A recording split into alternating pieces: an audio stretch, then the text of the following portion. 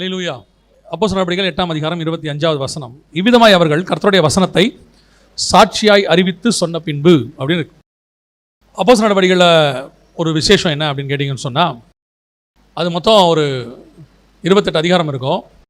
அந்த மொத்த அப்போஸ்தலர் நடபடிகளையுமே ஒரு வசனத்தில் வந்து நீங்கள் என்ன செஞ்சிடலான்னா, ஆண்டவர் சொன்ன ஒரு வசனத்தில் அது மொத்தமே அடங்கிடும். எந்த வசனம் அப்படின்னு பார்த்தீங்கன்னு சொன்னால், அப்போஸ்தலர் நடபடிகள் 1ஆம் அதிகாரத்தில் ஆண்டவர் ஒரு வசனம் சொல்கிறாரு. 8வது வசனம் வாசிங்க. பரிசுத்த ஆவி உங்களிடத்தில் வரும்போது நீங்கள் பலனடைந்து எருசலேமிலும் யூதேயா முழுவதிலும் சமாரியாவிலும் பூமியின் கடைசி பரியந்தமும் எனக்கு சாட்சிகளாயிருப்பீர்கள் என்றார். அப்போ இந்த எருசலேமிலும் யூதேயாவிலும் சமாரியாவிலும் பூமியின் கடைசி பரியந்தமும் எனக்கு சாட்சிகளாக இருப்பீர்கள் என்றார் அப்படின்னு. இந்த ஒரு வசனத்தை நீங்கள் அப்போஸ்தலர் நடபடிகளுக்குள்ள மொத்தமாக படிக்க முடியும். உதாரணமாக 1 முதல் 7ஆம் அதிகாரம் வரைக்கும் சபையும் வசனமும் எங்கே இருக்கும்னு கேட்டிங்கன்னா எருசலேமில் இருக்கும். 8ஆம் அதிகாரத்தில் சமாரியாவுக்கு போயிடும். 8ஆம் அதிகாரத்தில் நீங்கள் வாசிச்சிங்கன்னா, எருசலேமில் உள்ள சபை மிகுந்த துன்பம் உண்டாயிற்று. அப்போ எல்லோரும் யூதேயா சமாரியா தேசங்களில் சிதறப்பட்டு போனார்கள். யூதேயாவுக்கும் சமாரியாவுக்கும் போயிடும். அடுத்து 8லிருந்து 17 வரைக்கும் பார்த்தீங்கன்னு சொன்னால், சமாரியாவிலிருந்து 17க்கு பிறகு பார்த்தீங்கன்னு சொன்னால் அது புறஜாதியாருக்கு போயிடும். 18ஆம் அதிகாரத்தில் அவர் சொல்வார், பவுல் சொல்வார், நான் புறஜாதியார் இடத்தில் போகிறேன் அப்படின்னு சொல்லிட்டு போயிடுவார். ஸோ இந்த வசனங்கள் பார்த்தீங்கன்னா அப்படியே அந்த ஒரு வசனத்துலேருந்து அப்படியே இது முழு அப்போஸ்தலர் நடபடிகளையும் நீங்கள் சேர்த்து படிக்க முடியும். இப்போ எதுக்கு இதை நான் சொல்கிறேன் அப்படின்னா, இந்த 1 முதல் 7 வரைக்கும் அவர்கள் எப்படி ஊழியம் பண்ணார்கள், 8 முதல் 17 வரைக்கும் அவங்க எப்படி ஊழியம் பண்ணாங்க, 18 முதல் 28 வரைக்கும் எப்படி ஊழியம் பண்ணாங்கன்னு அதில் இருக்கும். அதுலேயும் குறிப்பாக எதை யூஸ் பண்ணாங்க அப்படின்னு பார்த்தீங்கன்னா, 1 முதல் 7 வரைக்கும் அவங்க உயிர்த்தெழுதலின் வல்லமையை தான் யூஸ் பண்ணியிருப்பாங்க. உயிர்த்தெழுத வல்லமையினாலே அப்படின்னு தான் வரும். ஆனால் 8ஆம் அதிகாரத்தில் வந்து வசனத்தை பற்றி பேச ஆரம்பிச்சிருவாங்க. வசனம் பரம்பிற்று, வசனம் அங்கே எல்லா இடத்துக்கும் போயிருச்சு அப்படின்னு இருக்கும். அந்த வசனம் தான் இருக்கிறதுலேயே மிக முக்கியமான ஆயுதம். ஸ்வாட் அப்படின்னு சொல்லுவாங்க இங்கிலீஷில். இருபுறம் கருக்குள்ள பட்டயம், வேர்ட் இஸ் த ஸ்வாட் அப்படிம்பாங்க. எதுக்கு சொல்கிறேன், சபை அற்புதத்தினாலும் அடையாளத்தினாலும் பெருகும், ஆனால் வசனத்தினால மட்டும்தான் நிற்கும். அற்புதத்துக்கு வரவங்க அடையாளத்துக்கு வரவங்க திரும்பி போக வாய்ப்பு இருக்குது. 10 பேரில் 9 பேர் திரும்பி போயிட்டு அற்புதம் வாங்கினவன், ஆனால் ஒருத்தன் தான் நின்னான். ஆனால் வசனத்துக்கு வந்தவங்க பாருங்க, கிட்டத்தட்ட 12 அப்போஸ்தலர்கள் அப்படியே நின்னாங்க. நாங்கள் வேற யார் இடத்துல போவோம், உம்மிடத்துல என்ன இருக்குது, நித்திய ஜீவ வசனம் இருக்கிறது. அப்போ அற்புத அடையாளத்துக்கு வந்தவங்கள 10ல் 1 நின்றுச்சு. வசனத்துக்கு வந்தவங்கள 12ல் 1 தான் போச்சு, 11 நின்றுச்சு. இந்த வசனம் தான் கர்த்தருக்குள்ள நிலை நிற்க பண்ணும். ஆரம்பத்தில் வரும்போது நமக்கு நிறைய தேவைகள் இருக்கு ஆண்டவர்கிட்ட. அதான் வசனம் சொல்லுது, வனாந்தரத்திலே உன்னை நயங்காட்டி அழைத்தேன் அப்படிங்கிற ஆண்டவர். வரும்போது நம்மள நிறைய விஷயம் சொல்லித்தான் வரோம். தேவைகள் இருக்கு, அற்புதம் தேவை, அதிசயம் தேவை, வியாதி இருக்கு, சுகம் தேவை, இயேசு எல்லாம் செய்கிறார். அதில் எந்த மாற்று கருத்தும் இல்லை. ஆண்டவர் சுகம் அளிக்கிறார், விடுதலை அளிக்கிறார், ஆசீர்வதிக்கிறார், விடுதலை ஆக்குகிறார், எல்லாம் இருக்குது. அதில் எந்த மாற்று கருத்தும் இல்லை. ஆனால் அதுலேயே நிற்கக்கூடாது. அதோட அடுத்த ஸ்டேஜ் என்னன்னு கேட்டீங்கன்னா, நம்முடைய அஸ்திவாரம் வசனத்தின் மேல் போடப்பட வேண்டும். ஆவிக்குரிய வாழ்க்கை வசனத்தை அடிப்படையாய் கொண்டதாக இருக்கணும். இந்த வசனம் தான் உங்களை பல நேரங்களிலே வளர்ச்சி அடைய பண்ணும். வேத வாக்கியம், வேத வசனமும் ஜெபம் தான் உங்க வாழ்க்கைக்கு, ஆவிக்குரிய வாழ்க்கைக்கான எக்ஸசைஸ். எதுக்காக இதை நம்ம இப்போ முக்கியமாக பார்க்குறோம் அப்படின்னா, பல நேரங்களிலே இப்பொழுது வசனத்துக்கு ஆல்டர்னேட்டாக சபைகளிலே நிறைய வருது. வசனத்துக்கு ஆல்டர்னேட்டாக நிறைய கொண்டாந்துட்டாங்க. ஃபெஸ்டிவல்ஸ் கொண்டாந்துட்டாங்க. அப்புறம் வந்துட்டு நிறைய களியாட்டங்கள் அல்லது நிறைய ஃபங்க்ஷன்ஸ், அப்புறம் டூரு, இந்த மாதிரி நிறைய இருக்குது சபையில். வசனத்தை பியூரா அப்படியே கர்த்தர் சொன்னபடி சபை ஏற்றுக்கொள்ள தொடங்கும் போது சபை விருத்தி அடைய தொடங்கும். அப்போ இந்த அப்போஸ்தலர் நடபடிகளில் அந்த வசனம் அப்படியே ஸ்டெப் பை ஸ்டெப்பாக என்னென்ன காரியங்கள்லாம் செஞ்சுக்கிட்டு வருது அப்படிங்கிறத மட்டும்தான் உங்களுக்கு சொல்ல போகிறேன். அதை மட்டும் நம்ம பார்க்க போகிறோம். முதலாவது வாசிங்க, அப்போஸ்தலர் நடபடிகள் 6ஆம் அதிகாரம் 7வது வசனம் வாசிங்க. தேவ வசனம் விருத்தி அடைந்து சீஷருடைய தொகை எருசலேமில் மிகவும் பெருகிற்று. ஆசாரியர்கள் அனைவரும் விசுவாசத்துக்கு கீழ்ப்படிந்தார்கள். நல்லா கவனிங்க, வேத வசனம் விருத்தி அடைந்து சீஷர்கள் தொகை பெருகிற்று. இதுக்கு முன்னாடி ஒரு சம்பவம் நடக்குது. இதுக்கு முன்னாடி தான் ஒரு பெரிய சம்பவம் நடக்குது. என்ன நடக்குது அப்படின்னு கேட்டீங்கன்னு சொன்னா, சர்ச்சுக்குள்ள ஒரு பெரிய பிரச்சனை வருது. அதான் ஃபர்ஸ்ட் பிரச்சனை. சர்ச்சில் வரக்கூடியதான முதலாவது பிரச்சனை அங்கதான் ஆரம்பிக்குது. 6ஆம் அதிகாரத்துல 1வது வசனம் வாசிங்க பார்ப்போம். அந்நாட்களிலே சீசர்கள் பெருகின போது கிரேக்கரானவர்கள் தங்கள் விதவைகள் அன்றாட விசாரணையில் திட்டமாய் விசாரிக்கப்படவில்லை என்று எபிரேயருக்கு விரோதமாய் முறுமுறுத்தார்கள். இதுல எங்க பிரச்சனை இருக்குது? இந்த வசனத்துல என்ன பிரச்சனை இருக்கு? விசாரிக்கப்படலைங்கிறதா என்னது? இப்ப அது பிரச்சனை இல்லை. அது பிரச்சனையே இல்லை. அதுல என்ன தெரியுமா பிரச்சனை? கிரேக்கரானவர்கள் எபிரேயர்கள்னு இருக்குல்ல. எப்போ சபைக்குள்ள இந்த பிரிவு வந்துச்சோ பிரச்சனை ஆரம்பிச்சிடும். அதுக்கு முன்னாடி இவங்க அத்தனை பேரும் ஒரு மனமா இருந்தாங்க. ஒரு மனமா இருக்கும் போது சபையில பரிசுத்த ஆவியானவர் இறங்கினார். வல்லமையா இருந்துச்சு, மிகப்பெரிய அளவில் பரம்புச்சு. அப்படியே அற்புத அடையாளம் எல்லாம் நடக்குது. எல்லாரும் சொத்தெல்லாம் வித்து கொண்டு வந்து வைக்கிறாங்க. அப்படியே சபை வந்து 3000 பேர் 5000 பேர் ரட்சிக்கப்படுறாங்க. இவங்க எல்லாம் ஒரு இடத்துல கூடுறாங்க. நல்லா தான் போய்கிட்டு இருக்கு. திடீர்னு உள்ளுக்குள்ள என்ன பிரச்சனை வருது? கிரேக்கரில் மட்டும் நல்லா கவனிக்க மாட்டீங்க, எபிரேயக்காரங்களுக்கு மட்டும் தனியாக கவனிக்கிறீங்க அப்படின்னு சபைக்குள்ள என்ன வருது? ஒரு பிரிவினை வருது. ஒரு மனம் போயிருச்சு. அங்க ஆரம்பத்திலிருந்து 1ஆம் அதிகாரத்திலிருந்து வாசிச்சு பாருங்க. அவர்கள் ஒருமனப்பட்டு கூடி வரும்போது, 2ஆம் வசனம், அவர்கள் ஒருமனப்பட்டு கூடி வரும்போது, அந்த 2ஆம் அதிகாரத்தில் சொல்றேன். திருப்பி பாருங்க 5ஆம் அதிகாரம், ஒருமனப்பட்டு வந்தபோது. இந்த ஒருமனங்கிற வேர்டு வந்துகிட்டே இருக்கும் பைபிள்ல. எப்போ ஒருமனம் போச்சோ, சபைக்குள்ள எப்போ ஒருமனம் கலையுதோ, அதுக்கு மிக முக்கியமான ரீசன் என்ன? அவங்க அன்னைக்கு உள்ள சபையில உள்ள பிரச்சனை என்ன? கிரேக்கர் யூதர் பிரச்சனை. பவுல் எழுதுறாரு, இங்கே கிரேக்கன் என்றும் இல்லை, யூதன் என்றும் இல்லை, ஒரே ஒரு ரத்தத்துல கழுவப்பட்டாச்சு, அத்தனை பேரும் ஒரு தகப்பனுக்கு பிள்ளைகள். இங்க எங்க விதமான பாகுபாடும் கிடையாதுங்கிறாரு.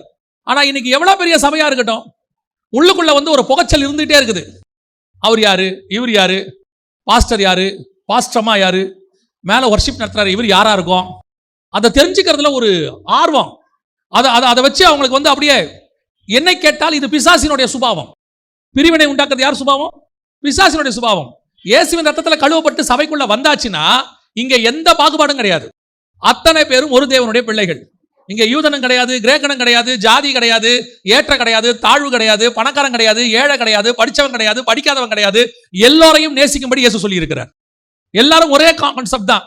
இங்க எப்படி இந்த பாகுபாடு வருது? எந்த ஊர் எந்த நாடா இருந்தா என்ன, எதா இருந்தா என்ன, ஒரு ரத்தத்துல கழுவப்பட்டுட்டோம், ஒரு நாட்டுக்கு போக போறோம், அவ்வளவுதான். நடுவுல இங்க எல்லாம் மாறிடணும். யூதன் கிரேக்கன்ற பிரச்சனை வரக்கூடாது. இங்க இந்த பிரச்சனை. வெளிநாட்டுக்கு போயிருங்க, ஒவ்வொரு ஊர்ல ஒரு பிரச்சனை.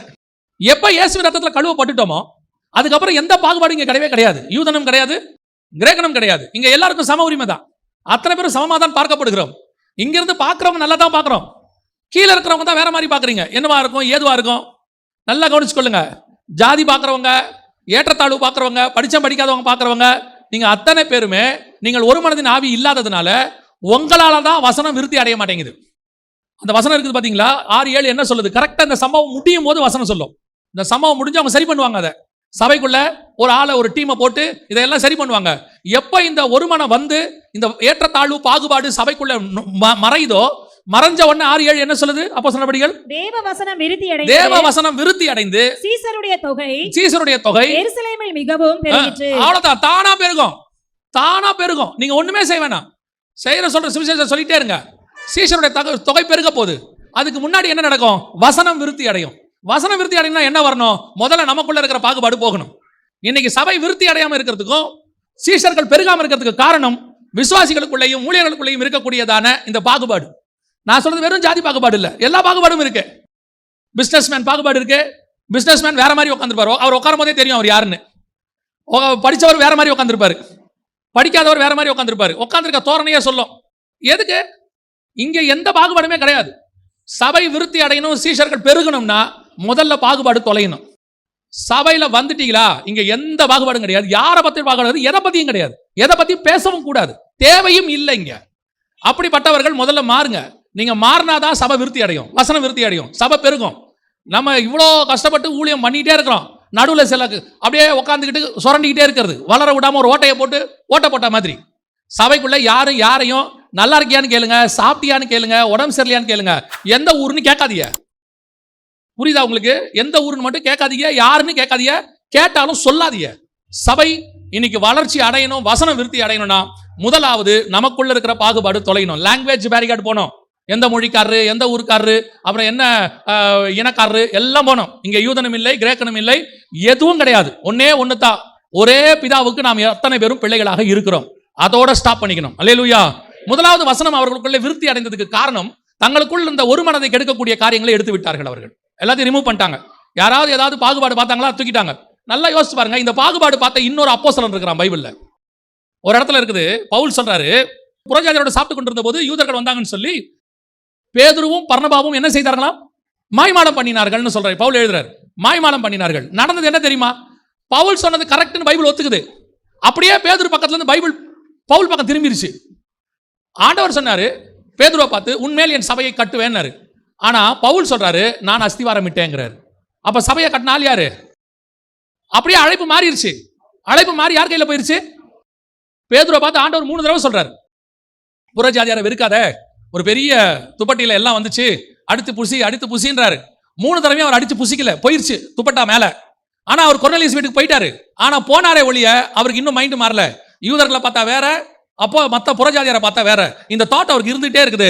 ஒரு நாள் வந்தது, இந்த தாட்டை ஒட்டைக்கிற ஆள் யாருன்னு ஆண்டவர் பார்த்துக்கிட்டே இருக்கிறாரு. வந்தான் பவுல் உள்ள. அவன் சொல்றான், உங்ககிட்ட ஊழியம் பண்ணதுக்கு புறஜாதியார்ட்ட நான் போயிடுவேன் போடான்னு போயிட்டான். அப்படியே உதறி தள்ளிட்டு போயிட்டான் துப்பட்டாவை. நான் புறஜாதியார் இடத்தில் போகிறேன். ஏன்? எனக்கு யூதனும் கிடையாது, கிரேக்கனும் கிடையாது, எனக்கு கிறிஸ்து மட்டும்தான் அப்படிங்கிறான். நமக்கும் அப்படிதான், கிறிஸ்து மட்டும்தான். நம்ம எந்த ஒரு காரணம் இல்லை, எந்த மொழிக்காரன். இங்க நம்ம எல்லாம் எதுக்காக சேர்த்துக் கொள்ளப்பட்டோம் தெரியுமா? இயேசுவினாலே ஒன்றாக்கப்பட்டிருக்கிறோம், அவருடைய ரத்தத்தாலே ஒன்றாக்கப்பட்டிருக்கிறோம், வேற எதனாலேயும் ஒன்றாக்கப்படல. இங்க உள்ளுக்குள்ள உட்காந்துக்கிட்டு எந்த பாகுபாடும் நமக்குள்ள இருக்கக்கூடாது. எந்த, நான் சொல்றது லாங்குவேஜ் பேரிகார்டா இருக்கட்டும், கேசிசமா இருக்கட்டும், அல்லது வேற எந்த பிரிவினையாக இருக்கட்டும், nothing between us. we are all son and daughters of the one God. அவ்வளவுதான், அதோட ஸ்டாப் பண்ணிக்கணும். அல்லேலூயா, அல்லேலூயா.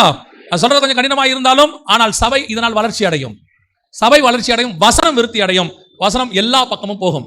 இரண்டாவது, அடுத்த ஸ்டேஜுக்கு வசனம் போகுது. எங்க போகுது பாருங்க, வாசிங்க. அப்போஸ்தலர் 12:24 வாசிங்கள். தேவ வசனம் வளர்ந்து பெருகிற்று. தேவ வசனம் வளர்ந்து பெருகிற்று. பர்னபாவும் சவுலும் தர்ம ஊழியத்தை நிறைவேற்றின பின்பு மார்க்கு என்னும் மறுபேர் கொண்ட யோவானை கூட்டிக் கொண்டு எருசலேமை விட்டு திரும்பி வந்தார்கள். நமக்கு என்ன தேவைன்னா, அதுக்கு முந்தின வசனம் தான். தேவ வசனம் வளர்ந்து பெருகிற்று. இப்போ 6ஆம் அதிகாரத்துல ஒரு பெரிய பிரச்சனை. அந்த பிரச்சனையை சால்வ் பண்றாங்க. சால்வ் பண்ண உடனே வசனம் சொல்லுது, வசனம் விருத்தி அடைந்து சீஷர்கள் தொகை பெருகிற்று. இப்போ அப்படியே போயிட்டே இருக்குது. 12ஆம் அதிகாரத்துல அடுத்த பிரச்சனை ஒன்று வருது. அடுத்த பிரச்சனை வந்த உடனே இம்மிடியட்டாக கர்த்தர் ரியாக்ட் பண்றாரு. அதுக்கு அதான் ரொம்ப முக்கியம். நல்லா கவனிச்சு பாருங்க. இப்போ நம்ம ஒரு 3-4 விஷயம் பார்க்க போறோம். ஒவ்வொன்றும் ஒரு விஷயம் நடந்த உடனே வசனம் பெருசாச்சு, வசனம் விருத்தி அடைந்தது, வசனம் பரம்பிற்று இப்படின்னு இருக்கும். இந்த வசனம் பரம்பறதுக்கு முன்னாடி ஒரு சம்பவம் நடக்கும். அதை கிளியர் பண்ணாதான் அது நடக்கும், வசனம் பரம்புறது. அப்படின்னா அந்த வசனம் பரம்புவதற்கு போவதற்கு இதெல்லாம் பேரிகார்டு தடையாக இருந்திருக்கு. கர்த்தர் ரிமூவ் பண்றாரு. இப்போ அந்த 12ஆம் அதிகாரத்துல 24வது வசனம் நீங்க வாசிங்க. அதுக்கு முன்னாடி என்ன சம்பவம் நடக்குது அப்படின்னு பாத்தீங்கன்னு சொன்னா, 20வது வசனத்துல இருந்து அக்காலத்திலே ஏரோது அப்படின்னு ஆரம்பிக்குது. இந்த ஏரோதுடைய இஷ்யூ நடந்து முடியுது. நீங்க 1ஆம் வசனம் வாசிச்சீங்கனாலே ஏரோதுல தான் ஆரம்பிக்கும். 12:1 ஆரம்பிச்சீங்கனாலே ஏரோதுல தான் ஆரம்பிக்கும். ஏரோது பிரச்சனை பண்ண ஆரம்பிக்கிறார். பிரச்சனை பண்ண ஆரம்பிச்சு ஃபர்ஸ்ட் யாக்கோபை கொலை பண்றார், அடுத்து பேதுருவை கொலை பண்ண பாக்குறாரு. இந்த இஷ்யூ போயிட்டு இப்ப ஏரோது ராஜவஸ்திரம் தரித்தவனாக சிங்காசனத்தில் உட்கார்ந்து கர்த்தருடைய வசனத்தை பேச ஆரம்பிக்கிறார். வசனத்தை பேச ஆரம்பித்த போது இப்பொழுது ஜனங்கள் சொல்றாங்க, இது என்ன சத்தம்? தேவனுடைய சத்தம். அப்பொழுது ஜனங்கள், இது மனுஷ சத்தம் அல்ல, இது தேவ சத்தம் என்று ஆர்ப்பரித்தார்கள். 22வது வசனம். இது வரைக்கும் கரெக்ட், பர்ஃபெக்ட். கர்த்தர் எவரையும் பயன்படுத்துகிறார், யாரை வேணா கர்த்தர் பயன்படுத்த தொடங்குறார். அதுல எந்த மாற்று கருத்தும் இல்லை. ஆனா இங்க என்ன பிரச்சனை அப்படின்னு கேட்டீங்கன்னா, கர்த்தருடைய வசனம் பரம்பரத்துக்கு முன்னாடி ஒரு பேரிகார்டு எது அப்படின்னு கேட்டீங்கன்னா, மகிமை வந்துகிட்டே இருக்கு. அது கர்த்தர் பக்கம் போகாம தன் பக்கம் திருப்பக்கூடியவர்கள். கர்த்தருடைய பக்கம் போகாம தன் பக்கம் திருப்பக்கூடியவர்கள். இந்த தன் பக்கம் திருப்பக்கூடியவர்களுக்கு நியாய தீர்ப்பு அங்க வருது. கர்த்தருடைய வசனத்துல 2 காரியம் உண்டு. நம்ம எல்லாம் நினைக்கிறபடி அது இருபுறம் கருக்குள்ள பட்டயம் இருக்குது இல்லையா? இருக்குல்ல, இருபுறம் கருக்குள்ள பட்டயம். ஒரு புறம் என்ன செய்யுது? இருபுறம் கருக்குள்ள பட்டயம்னா ஒரு பக்கம் ஒரு ஆள் அது என்ன செய்யுது? வெட்டுது. அப்ப இந்த பக்கம் என்ன செய்யும்? நம்மள என்ன பண்ணும்? அது நீங்க வெட்டுப்பீங்களா? அப்படி நம்மள அது வெட்டுமா? அப்போ அந்த பக்கத்தை வெட்டிக்கிட்டு இந்த பக்கத்தை வெட்டுக்குமா? அவருடைய அர்த்தம் அது இல்லை. ஒரு பக்கம் நியாய தீர்ப்பு, அவர்களை வெட்டுகிறது. ஒரு பக்கம் நியாய தீர்ப்பு, ஒரு பக்கம் சுத்திகரிப்பு. இந்த பக்கம் இருக்கிறது நமக்கு நாமே நியாய தீர்ப்பு கொடுக்க மாட்டோம், அதுக்கு பேர் தற்கொலைன்னு பேரு. அப்ப இந்த பக்கம் அது எதுக்கு வச்சிருக்கிறாருன்னா, ஊன அணுக்களை அது உருவுகிறது, உருவி போய் சரி பண்ணுது. இப்ப டாக்டர் கத்தி எடுக்கிறதுக்கும் யுத்தத்துல ராஜா கத்தி எடுக்கிறதுக்கும் என்ன இருக்குது? வித்தியாசம் இருக்கு. அங்க ராஜா எடுக்கிறது யுத்தம், மரணத்தை கொண்டு வரும். இங்க இது மரணத்திலிருந்து மீட்கும். இதே கத்தி. ஒரு புறம் கருக்குள்ளது எதுக்கு? நியாய தீர்ப்பு. ஒரு புறம் கருக்குள்ளது எதுக்கு? சுத்திகரிப்பு. என் பக்கம் இருக்கிறது சுத்திகரிக்கிறது, அந்த பக்கம் இருக்கிறது நியாய தீர்ப்பு. இது எதுக்காக இருபுறம் கருக்குள்ளதுன்னா, அடுத்தவனை மட்டும் வெட்டிக்கிட்டே இருக்கக்கூடாது. என் பக்கமா அது என்ன செய்யணும்? சுத்திகரிக்கணும். இங்க ஏரோதுக்கு என்ன பிரச்சனை அப்படின்னா, புகழ் வருது. கிறிஸ்தவத்தில் இருக்கக்கூடிய ஆண்டவர்கிட்ட இருக்கக்கூடிய பெரிய ஆசீர்வாதம் என்ன தெரியுமா? ஒருத்தனை பிடிச்சிட்டா ஆண்டவருக்கு அவர் ஆசீர்வதிக்கிற மெத்தட் இருக்கு பாத்தீங்களா, அது அப்படியே அப்படி இருக்கும். அப்படி அள்ளி விடுவாரு. வானத்தின் பலகனியை திறக்கிறாருன்னு இருக்குல்ல, இருதயத்துக்கு ஏற்றவனை கண்டுட்டாரு, கொடுக்கணும்னு முடிவு பண்ணிட்டாருன்னு வச்சுங்களேன், அதெல்லாம் கணக்கே பார்க்க மாட்டார் நம்ம ஆண்டவர். சில நேரத்தில் அப்பா பார்த்தீங்கன்னா ரொம்ப பிடிச்சி போச்சு, அதாவது நல்ல மார்க் எடுத்து ஏதோ ஒன்று நடந்துச்சுன்னா பிள்ளை கேட்கறத விட அதிகமாக என்ன செய்வார்? வாங்கி கொடுப்பாரு. பொல்லாதவர்களாகிய நீங்களே உங்கள் பிள்ளைகளுக்கு நல்ல ஈவுகளை செய்யும் போது பரலோகத்தில் இருக்கிற பிதா செய்வது அதிக நிச்சயம். இப்போ பார்த்தீங்கன்னு சொன்னா, சாலமோன் ஞானத்தை தான் கேட்டான், அந்த கேள்வி அவருக்கு என்னவாயிருச்சு, அந்த ஜெபம் பிடிச்சிருச்சு. உடனே சொல்றாரு, என்ன ஞானம், அதையும் கொடுக்குறேன், கேளாத ஐஸ்வர்யம் தரேன், வச்சுக்கோ அப்படிம்பாரு. ஆபிரகாம் கிட்ட கேட்பார், ஆபிரகாம், ஆண்டவரே இந்த தேசத்தை எனக்கு எப்போ தருவீங்க, எவ்வளவு தருவீங்க? உடனே ஆண்டவர் சொல்வார், தேசத்தின் நீளம் அகலம் எந்த மட்டுமோ அந்த மாதிரி நட அப்படிம்பார். அவர் எழுந்திரிச்சு கானானை நடப்பாரு. நடந்து முடிஞ்ச உடனே கர்த்தர் சொல்வாரு, எல்லையை நோட் பண்ணிக்க அப்படிம்பார். சரி ஆண்டவர், என்ன எல்லை? ஐப்ராத் நதி முதல் கொண்டு எகிப்தின் நதி வரைக்கும். இவர் எங்க இருக்கிறார் தெரியுமா? இஸ்ரவேல்ல இருக்கிறார், கானானுக்குள்ள. கானான்ல எவ்வளவு நடந்தோ அதான தரணும், அதான மெத்தடு. கொடுக்கும்போது எப்படி கொடுப்பார் தெரியுமா? 13ஆம் அதிகாரம் 15ஆம் அதிகாரம் ரெண்டுல இருக்கும், நீங்க அப்புறம் வாசித்து பாருங்க. ஆதியாகமத்துல ஆண்டவர் சொல்வாரு, ஐப்ராத் நதி முதல் கொண்டு எகிப்தின் நதி வரைக்கும் அள்ளி கொடுக்குறாரு. ஈராக்கா எடுத்துக்கோ, சிரியா எடுத்துக்கோ, லெபனான் எடுத்துக்கோ, இந்த பக்கம் ஈஜிப்ட்ல பாதி எடுத்துக்க. ஆண்டவரே கானான் தானே நடந்த, வச்சுக்க. அதான் நம்ம ஆண்டவர். ஆசீர்வதிக்க ஆரம்பிச்சார்னா இடம் கொண்டு போகாத மட்டுக்கு அமுக்கி குலுக்கி சரிந்து விழும்படி ஆசீர்வதிப்பார். இப்போ அந்த தேவன் அப்படிதான் இருக்கிறார். அவர்கிட்ட எந்த மாற்று கருத்தும் இல்லை. அடிக்கடி நாங்க சகோதரர்கள் வண்டியில போகும்போது பேசுவோம், இயேசு கிறிஸ்துவின் நாமத்துல வந்ததுக்கு ஒன்னும் பெருசா பவுல் மாதிரிலாம் தியாகம் பண்ணிடலைங்க யாரும். பட்டணம் தோறும் அடி வாங்கி சும்மா கடல் மேல 14 நாள் இருந்து பசியோ பஞ்சமோ பட்டயமோ நிர்வாணமோ அதெல்லாம் ஒண்ணும் இல்லை. வேலையை விட்டுட்டு ஊழியத்தை கூப்பிட்டாருன்னு வந்தேன், அவ்வளவுதான். அதுக்கு என்ன எவ்வளவு அழகா வச்சிருக்காருன்றீங்க, சந்தோஷமா வச்சிருக்காரு, நிம்மதியா வச்சிருக்காரு. இன்னைக்கு வேலை பார்க்குறவங்க எவ்வளவு பெரிய நாட்டில் எங்க வேணா வேலை பார்க்கட்டும், ஒர்க் சாட்டிஸ்ஃபேக்ஷன் ஒன்று இருக்கு, ஜாப் சாட்டிஸ்ஃபேக்ஷன் சொல்லுவாங்க. இந்த ஜாப் என்வைரன்மெண்ட் ஒன்று இருக்கு நம்மளை சுத்தி இருக்கிறது. இது அத்தனையும் ஊழியத்தில் மட்டும்தான் 100% சாட்டிஸ்ஃபேக்ஷனாக இருக்கும். அந்த ஜாப் சாட்டிஸ்ஃபேக்ஷனாக இருக்கட்டும், என்வைரன்மெண்ட்டாக இருக்கட்டும், எல்லாம் அற்புதமாக இருக்கும். போதாததுக்கு நமக்கு என்ன தேவையோ கத்தர் அதை கொடுக்குறாரு, ஆசீர்வதிக்கிறார், குறையில்லாமல் வச்சிருக்கிறார். அந்த அளவுக்கு கத்தர் ஆசீர்வதிக்கிறார். அதான் நாங்கள் பேசிட்டு வருவோம், நம்மளெல்லாம் இவ்வளோ ஆசீர்வதிக்கிறாரு. பரலோகத்தில் போய் பவுல் பக்கத்தில் உட்காந்தா பவுல் நம்மளை எப்படி பார்ப்பான்? விளையாட்டுக்கு சொல்கிறேன், அவனோட கம்பேர் பண்ணால் நமக்கு ஒன்றும் இல்லை. ஆனாலும் கர்த்தர் கொடுத்து ஆசீர்வதிக்கிறார், ஆசீர்வதிச்சு சந்தோஷப்படுறாரு. சரி, அவன் அன்னைக்கு ரோடு போகிறதுக்கு கஷ்டப்பட்டான், நல்ல ஹைவேஸ் போட்டு வச்சுட்டு போயிருக்காரு பவுல், நம்ம அதுக்கு மேலே வண்டி ஓட்டிகிட்டு இருக்கிறோம். எல்லாம் நம்ம ஆளுங்க தான், நம்ம அண்ணங்க போட்டு வச்சுட்டு போனது தான் அப்படிங்கிற மாதிரி தான். அதுக்கு சொல்கிறேன், அந்த அளவுக்கு ஆசீர்வதிக்கிறார். ஆனால் அந்த ஆண்டவர் விரும்புறது ஒன்று என்ன தெரியுமா? இவ்வளவும் கொடுக்குறேன், ஆனால் மகிமையை மட்டும் நான் யாருக்கும் தர மாட்டேன். மகிமை என்னுடையது, அது என் பக்கம் கொடுக்கணும். ஆண்டவர் ஒரு வசதியில் ஆசீர்வதிக்கும் போது இந்த கனம் மகிமை எல்லாம் நம்மளை சுற்றி வரும்போது அதுல தேனை எடுத்து டேஸ்ட் பண்ற மாதிரி ஒரு டிராப் கூட நீங்க டேஸ்ட் பண்ணிடக்கூடாது, மண்டையில கொஞ்சம் கூட ஏறக்கூடாது. யாராவது வந்து சொல்லுவாங்க நல்லா பிரசங்கம் பண்றீங்கன்னு, கர்த்தருடைய கிருபை ஓடி போயிடணும். நல்லா கவனிங்க, நமக்கு நல்ல குரல் இப்ப இருக்கே, இது தகர டப்பா மாதிரி மாறதுக்கு 10 நிமிஷம் ஆகாது. நான் சொல்றேன் உங்களுக்கு, கரகரகரன்னு மாறதுக்கு 10 நிமிஷம் ஆகாது. அந்த நேரத்தில் எவனா ஒருத்தன் வந்து அண்ணாச்சி பழத்தையும் ஐஸ்கிரீமையும் கொடுத்துட்டு போனா கதை முடிஞ்சு, வேலை முடிஞ்சு. இதான் சொல்றேன், நம்ம சாப்பிட்ற சாப்பாட்டுக்கும் நம்ம ஊர்ல இருக்கிற கிளைமேட்டுக்கும் வெளியே இருக்கிற டஸ்ட்டுக்கும் நாமெல்லாம் இன்னும் நல்ல குரலோட இருக்கிறோம்னா அது பியூர் கர்த்தருடைய கிருபை மட்டும். நிஜமாதான். இவ்வளத்தையும் தாண்டி நம்மளை பத்திரமா குரலை பார்த்துருக்கிறாரு, பேச்சை பார்த்துருக்கிறாரு, எல்லாத்தையும் வச்சிருக்கிறாரு. இதுல 1% கன மகிமை கூட நமக்குரியது அல்ல, 100% தேவனுக்குரியது. எப்ப நீங்க தேவனுக்கு கொடுத்துக்கிட்டே இருக்கிறீங்களோ கன மகிமைய, இந்த வசனம் நடக்கும். வாசிங்க 12:24. தேவ வசனம் வளர்ந்து பெருகிச்சு, வளர்ந்து பெருகிட்டே இருக்கும். கர்த்தரை உயர்த்த உயர்த்த, ஏன்னா கர்த்தர் தான் வசனம். கர்த்தருக்கு மகிமை கொடுக்க கொடுக்க கொடுக்க கொடுக்க 1% கூட நீங்க எடுக்காதீங்க, 1% கூட எடுக்காதீங்க, எந்த பர்சன்ட் எடுக்காதீங்க. எல்லாமே கர்த்தருக்கு தான். பேசுறது, இப்போ பேசுறது கர்த்தருடைய கிருபையில பேசிட்டு இருக்கிறோம். நான் என்ன நினைப்பேன் தெரியுமா? ஆண்டவர் பேசுற வேலையை கொடுத்துருக்கிறாரு. கிட்டத்தட்ட எனக்கு தெரிஞ்சு 19 வருஷமா இதை செஞ்சிட்டு இருக்கிறோம். இந்த பேசுற வேலையை இந்த ஒரு 19 வருஷமா செஞ்சுட்டு இருக்கிறோம் ஊழியத்தை. இதுல நான் பேச முடியாம மீட்டிங் கேன்சல் ஆனதுன்னு ஒன்று கூட கிடையாது இது வரைக்கும். ஃபீவர் வந்துச்சு, தொண்டை பிடிச்சிச்சு, பேச முடியல, தொண்டை கரகரப்பாயிருச்சு, இல்லை தொண்டை கட்டிக்குச்சு, இப்படிலாம் சொல்றாங்கல்ல, அப்படி இது வரைக்கும் கர்த்தருடைய கிருபையினால சொல்ற ஒரு மீட்டிங் கூட கேன்சல் ஆனதே கிடையாது. கொரோனால கேன்சல் ஆச்சு, அது வேற விஷயம். எதுக்கு சொல்றேன் தெரியுமா? கிட்டத்தட்ட 19 வருஷமா ஏறக்குறைய எல்லா வாரமும் எங்கேயோ ஒரு இடத்துல பேசுறோம், நடுவுலையும் பேசுறோம். இவ்வளவும் பேசுவதற்கு பரலோகம் கிருபை பாராட்டி இருக்கிறது, நான் அல்ல.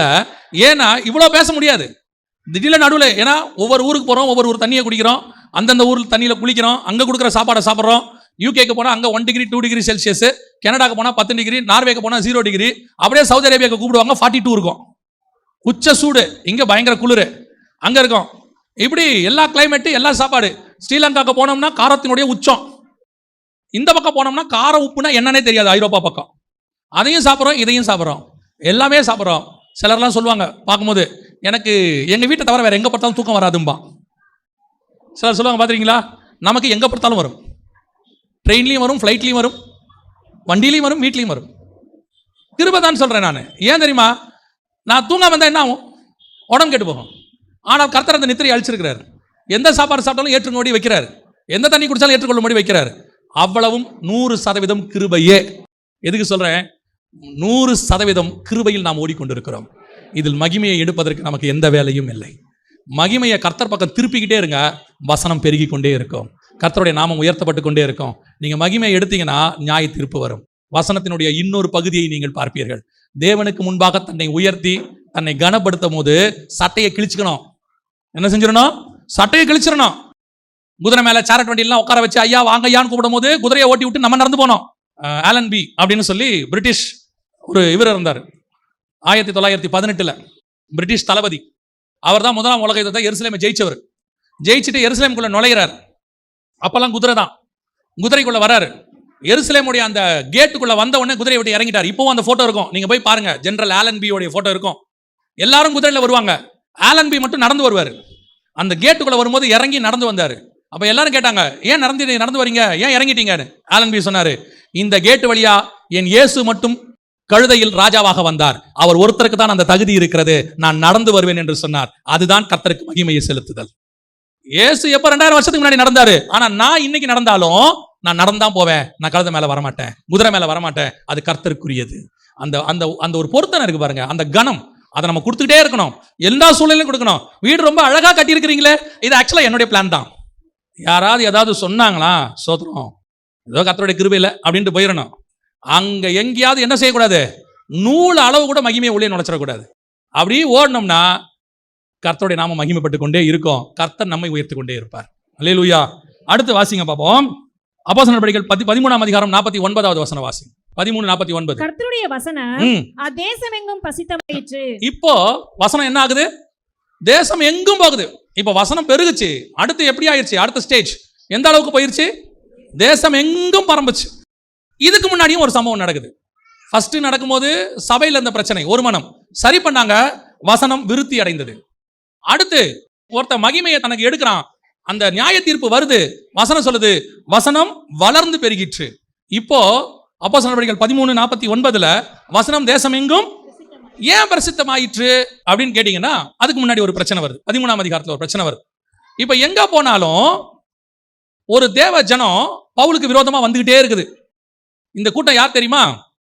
முந்தின நாள் பவுல் பிரசங்கம் பண்ணும்போது, போன வாரம் பவுல் பிரசங்கம் பண்ணும்போது சந்தோஷமா கேட்கிறான். அடுத்த வாரம் பாத்தீங்கன்னா பவுல் மீட்டிங்கு கூட்டம் வந்துருச்சு, பயங்கர கூட்டம். இதை பார்த்த உடனே அந்த ஜெப ஆலயம் இருக்குல்ல, அவங்களுக்கு பயங்கர என்ன வந்துருச்சு? பொறாமை வந்துருச்சுன்னு இருக்கு. அங்க நீங்க பாத்தீங்கன்னா பவுலின் மேல் பொறாமை கொண்டு அப்படின்னு இருக்கும். 13ஆம் அதிகாரம் அப்போஸ்தலர் நடபடிகள்ல 45வது வசனம்.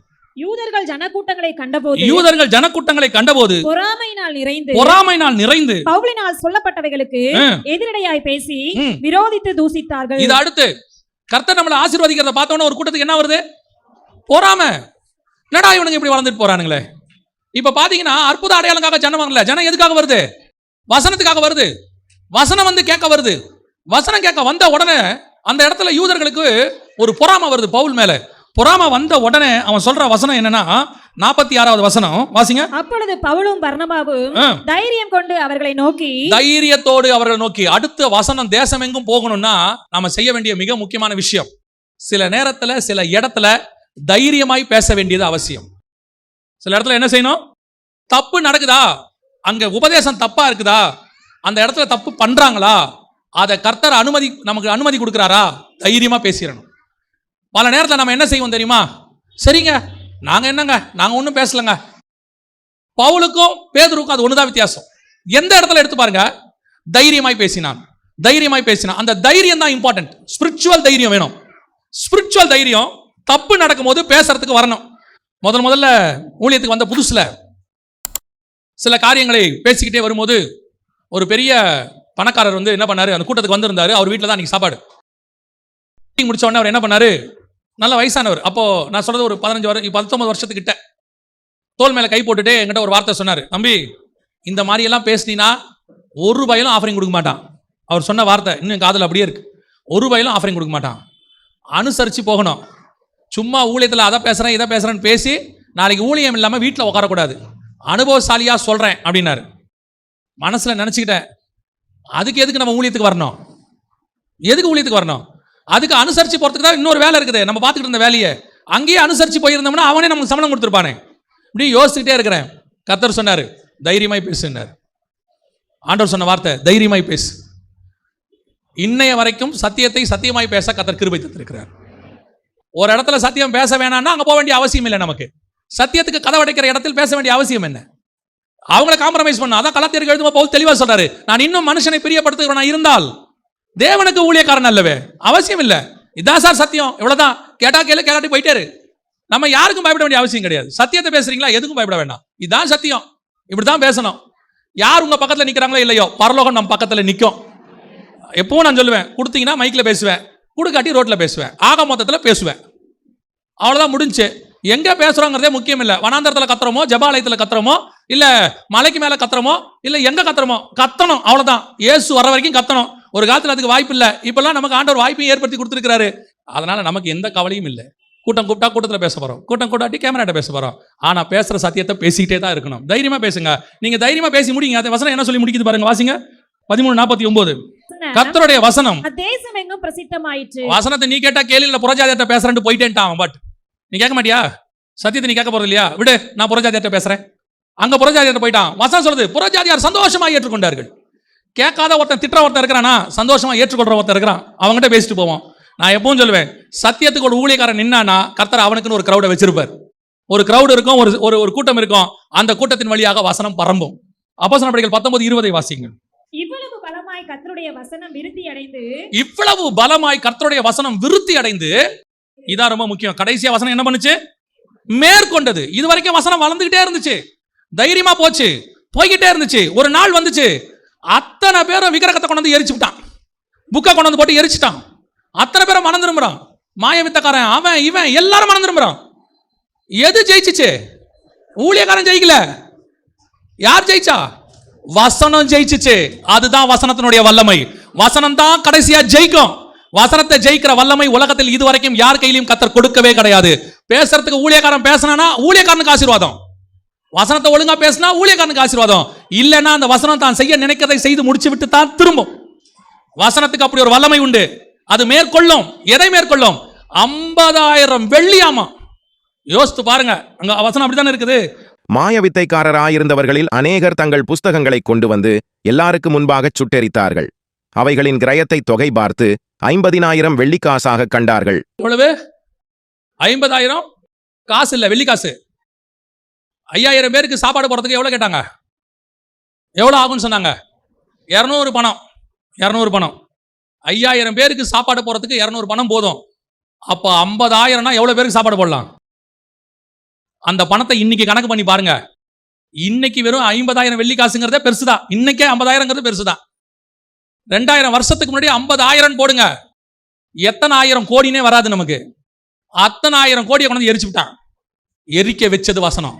எரிக்க வச்சது வசனம். அந்த வசனத்தை தான் கர்த்தர் உங்க வாயிலையும் என் வாயிலையும் கொடுத்திருக்கிறார். நீ தைரியமா எடுத்து யூஸ் பண்ணணும். ஒரு நாள் இந்த வசனம் எல்லாவற்றையும் மேற்கொள்ளும். ரட்சிக்கப்படாதவனை மேற்கொள்ளும், ராஜாக்களை மேற்கொள்ளும், அதிகாரிகளை மேற்கொள்ளும், விக்கிரகாராதனைக்காரனை மேற்கொள்ளும், எப்பேற்பட்டவனையும் இந்த வசனம் மேற்கொள்ளும். அதுதான் வசனத்தினுடைய பவர். இதை ஒழிக்கவோ அழிக்கவோ ஒரு ராஜாங்கமும் இல்லை, ஒரு ராஜாவும் இல்லை, ஒரு ராஜகுமாரத்தையும் இல்லை. இது மேற்கொண்டு தைரியமாய் உட்கார்ந்திருக்கிறது. அந்த வசனத்தை தான் கர்த்தர் உங்க கையிலும் என் கையிலும் கொடுத்திருக்கிறாரு. எப்படி ஒரு Z பிரிவு பாதுகாப்பு இருந்தா அந்த வரவருக்கு எவ்வளவு ஒரு தைரியம் இருக்கும்? இவ்வளவு ஒரு பாதுகாப்பு இருக்குது, நம்ம தைரியமா போலாம். நல்ல ஒரு காஸ்ட்லியான குண்டு தொலைக்காத பென்ஸ் கார்க்குள்ள உட்காந்தா உங்களுக்கு எவ்வளவு தைரியம் இருக்கும்? எவன் சுட்டாலும் ஒன்றும் ஆகாது. ஏர்ஃபோர்ஸ் 1ல போய் அமெரிக்க ஜனாதிபதி மேல உட்காந்துக்கிட்டாருன்னா அவருக்கு ஒரு தைரியம் இருக்கும், யாரும் எதுவும் செய்ய முடியாது. கேம்ப் டேவிட்ல போயிட்டு ஜனாதிபதிகள்லாம் உட்காந்துப்பாங்க, மறைவா உட்காந்துக்கிட்டா கண்டுபிடிக்க முடியாது எங்க இருக்கிறாங்கன்னு. அப்படி உட்காந்துக்கிட்டா அவங்களுக்கு ஒரு தைரியம் இருக்கும். இத்தனை பேருக்கு இருக்கிற தைரியத்தை விட உன் கையில பைபிள் இருந்தா போதும். அது எல்லாத்த விட தைரியத்தை கர்த்தர் இது கொடுப்பார். ஏன் தெரியுமா? அவன்லாம் சாவுக்கு பயந்து போய் உட்கார்றவன். இது செத்தவனையே உயிரோடு கூட எழுப்புற பைபிள். இதுக்கு இருக்கிற வல்லமை வேற, இது மகத்துவமே வேற. அத்தனை பேரும் பென்ஸ் கார்ல உட்கார்ந்தாலும் சரி, ஏர்ஃபோர்ஸ் 1ல உட்கார்ந்தாலும் சரி, கேம்ப் டேவிடுக்குள்ள போய் மறைஞ்சிக்கிட்டாலும் சரி, அத்தனை பேரும் உயிரை காப்பாத்துறதுக்கு போய் மறைறான். இது உயிர் போனாலும் உயிரோடு கூட எழுப்பக்கூடிய வல்லமை இது கையில இருக்கிறதுனால நீ நானும் தான் எல்லாரை விட தைரியமா இருக்கணும். அந்த வல்லமையை கர்த்தர் நம் கையில கொடுத்து வச்சிருக்கிறார். தைரியமா பேசணும், வசனம் விருத்தி அடையணும், வசனம் மேற்கொள்ளும், அதை கர்த்தர் நம்மை கொண்டு செய்யணும். அதான் ஆசீர்வாதம். நம்மை கொண்டு செய்யல, நம்ம பயந்துட்டோம், வசனத்தை காம்ப்ரமைஸ் பண்ணிட்டோம், யாருக்காகவாவது கொஞ்சம் கூனி குறுக்கி போயிட்டோம், இல்ல அவங்களுக்காக அந்த வசனத்தை கொஞ்சம் மாத்திட்டோம்னா பரலோகம் உங்களை குப்பை மாதிரி உரம் தள்ளிடும். பரலோகத்துக்கு நீங்க தேவைப்பட மாட்டீங்க. பரலோகத்துக்கு யார் தேவை தெரியுமா? தைரியமாய் பேசக்கூடிய ஒரு ஆள் தேவை, சொல்லக்கூடிய ஒரு ஆள் தேவை. தப்புனா தப்பு, அவ்வளவுதான். நம்ம கிட்ட தப்பு சொன்னாலும் திருத்திக்கணும், அது வேற விஷயம். நம்ம கிட்ட ஒரு தப்பு இருக்குது, ஓகே ரைட் ஃபைன், இங்க யாரும் பர்ஃபெக்ட் கிடையாது, திருத்திக்க போறோம். ஆனா கையில வசனம் என்கிற பட்டயம் இருக்கணும். அந்த பட்டயம் இருந்துச்சுன்னா வசனம் விருத்தி அடையும், அது ஒரு நாள் மேற்கொள்ளும். கர்த்தர் அதை நம்மை கொண்டு செய்ய வல்லமை உள்ளவராக இருக்கிறார். அல்லேலூயா. நம்ம ஜெபம் பண்ண போகிறோம். எந்திரிக்கலாமா நம்ம எல்லாரும்? ஆண்டவர்கிட்ட கேளுங்க, ஆண்டவரே என் கையில இருக்கிற பட்டயம் ஷார்ப்பா இருக்கணும்னு கேளுங்க. வசனம் இருபுறம் கருக்குள்ளது. ஒரு பக்கம் நியாய தீர்ப்பு, இன்னொரு பக்கம் சுத்திகரிப்பு. அது என்ன சுத்திகரிக்கும், கிளீன் பண்ணும். அதுக்கு தான் இந்த பக்கம் நியாய தீர்ப்பு இல்லை, இந்த பக்கம் சுத்திகரிப்பு. என்ன கிழிக்கும், ஊன் அணுக்களுக்குள்ள அது பாஞ்சு கிளீன் பண்ணும். ஆண்டவர்கிட்ட கேளுங்க, ஆண்டவரே எனக்கு ஷார்ப்பா இருக்கணும் ஆண்டவரே. அந்த பக்கம் அடுத்தவனை நியாயம் தீர்க்கிறதுக்கு அது ஷார்ப்பா இருக்குது, இந்த பக்கம் என்ன சுத்திகரிக்கிறதுக்கு அது ஷார்ப்பாக இருக்கணும். என் கையில இருக்கிற பட்டயம் எப்பவுமே ஷார்ப்பா இருக்கணும் ஆண்டவரே. யாருக்காகவும் அது மங்க கூடாது, யாருக்காகவும் விட்டு கொடுக்க கூடாது, யாருக்காகவும் வசனத்தை வளைக்க கூடாது, யாருக்காகவும் வசனத்தை மறைக்க கூடாது. இதுதான் வசனம், இப்படித்தான் பேசுவோம், இப்படித்தான் ஆண்டவர் சொல்லி இருக்கிறாரு. இயேசுவுக்கு பேர் என்ன தெரியுமா? முகதாட்சண்யம் இல்லாதவராய் நீர் பேசுகிறீர். இயேசுவுக்கு பேரு நீர் தைரியமாய் பேசுகிறீர். பவுலுக்கு பேரு அவன் தைரியமாய் பிரசங்கித்தான். பேதுருக்கு வசனம் சொல்லுது, அவன் எழுந்து நின்று தைரியமாய் பிரசங்கித்தான். அதுதான் கர்த்தர் எக்ஸ்பெக்ட் பண்றாரு, ஸ்பிரிச்சுவல் தைரியம். சத்தியத்தை சத்தியமா போதிக்கிற ஒரு கூட்டத்தை கர்த்தர் எதிர்பார்க்கிறார். அந்த கூட்டத்தில் நீங்க இருப்பீங்கன்னா கர்த்தர் எடுத்து உங்களை பயன்படுத்துவார். அந்த கூட்டத்தில் நம்ம சபையை எடுத்து கர்த்தர் பயன்படுத்துவார். அது சத்தியத்துக்கான சபைன்னு சொல்லுவார் ஆண்டவர். தெசலோனிக்கரை பார்க்கிலும் பெராயா பட்டணத்தாரை பார்க்கிலும் நாம் அந்த இடத்துக்கு வரணும். ஆண்டவர் நம்மளையும் சாட்சியா சொல்லணும். தெசலோனிக்கரை போல பெராயா பட்டணத்தாரை போல இந்த சபையும் வசனத்துல ஸ்ட்ராங்கான சபைன்னு சொல்லணும். அது அந்த பேர் தான் நிச்சயமான பேர். அந்த சபைக்கு 50,000 பேர் வராங்க, பெரிய சர்ச்சு, அது முக்கியமான பேரே இல்லைங்க. அந்த சர்ச்சுக்கு வரவங்களாம் கார்ல வருவாங்க, அது முக்கியம் இல்லைங்க. அந்த சபையில் இருக்கிற விசுவாசி கிட்ட பேச முடியாதுங்க, அவன் வசனத்துல ஸ்ட்ராங்கா இருக்கிறான். கள்ள உபதேசக்காரன் சபையை பார்த்து பயப்படணும். கள்ள உபதேசக்காரன் நம்ம கிட்ட வர்றதுக்கு பயப்படணும். வசனத்துல அப்படி ஸ்ட்ராங்கா நிக்கணும். ஏன்னா இது மேற்கொள்ளுகிற வசனம். ஒப்பு கொடுப்போமா? கரங்களை உயர்த்தி தேவ சமூகத்தில், ஆண்டவரே என் வாயின் வார்த்தைகள் எல்லாம் ஆண்டவரே உம்முடைய வசனமாக இருப்பதாக. புறப்படுகிற வார்த்தைகள் நியாய தீர்ப்புடையதா இருப்பதாக, புறப்படுகிற வார்த்தைகள் சுத்திகரிப்பு உடையதா இருப்பதாக. நம்முடைய வசனத்தை உள்ளபடி சொல்லணும் ஆண்டவரே. நிறைய உட்கொள்ளணும்ப்பா, நிறைய படிக்கணும், நிறைய தியானிக்கணும் ஆண்டவரே. ஒப்பு கொடுத்து ஜெபம் பண்ணுங்க. ஃப்ரீயா இருக்கும் முதல்ல வசனம் படிங்க. சும்மா உட்காந்து டிவி பார்த்துட்டு இருக்காதீங்க, சும்மா உட்காந்து மொபைல் பார்த்துட்டு இருக்காதீங்க. டைம் கிடைக்கும் முதல்ல வசனத்தை படிங்க. அது உங்களை ஷார்ப் பண்ணிட்டே இருக்கும். ஷார்ப் பண்ணி உங்களை அறியாமலே அது ஷார்ப் ஆகும். ஒப்பு கொடுப்போமா? கரங்களை உயர்த்தி, சர்வ வல்லமை உள்ள எங்கள் தகப்பனே, உம்முடைய வார்த்தையை எல்லாவற்றை பார்க்கிலும் அதிகமாய் நாங்கள் நேசிக்கிறோம் ஆண்டவரே, உட்கொள்ளுகிறோம் ஆண்டவரே. நீர் உம்முடைய சரீரமாகிய உம்முடைய வார்த்தையை நீர் எங்களுக்கு தந்தபடினால் உமக்கு நன்றி. உம்முடைய மாம்சம், வார்த்தை மாம்சமானது என்று வாசிக்கிறோமே, அந்த வார்த்தைக்காக உமக்கு நன்றி ஆண்டவரே. இதை நாங்கள் உண்மையும் உத்தமமாய் முடிவு பரியந்தம் நிற்க எங்களுக்கு கிருபை பாராட்டுங்க. நிற்கிறேன் என்று சொல்ல நாங்கள் விடாதபடி உம்முடைய கிருபை எங்களை தாங்க வேண்டுமாய் நாங்கள் செபிக்கிறோம். நாங்கள் முடிவு பரியந்தம் இதே சத்தியத்தில் இப்படி நிற்க எங்களுக்கு கிருபை தான். ஒவ்வொருத்தரும் அப்படி வளரட்டும், சபை அதில் வளரட்டும் ஆண்டவர். கிருபையுள்ள கரத்தில் தாழ்த்துகிறோம் எங்கள் ஆண்டவர் இயேசுவின் நாமத்தில் பிதாவே.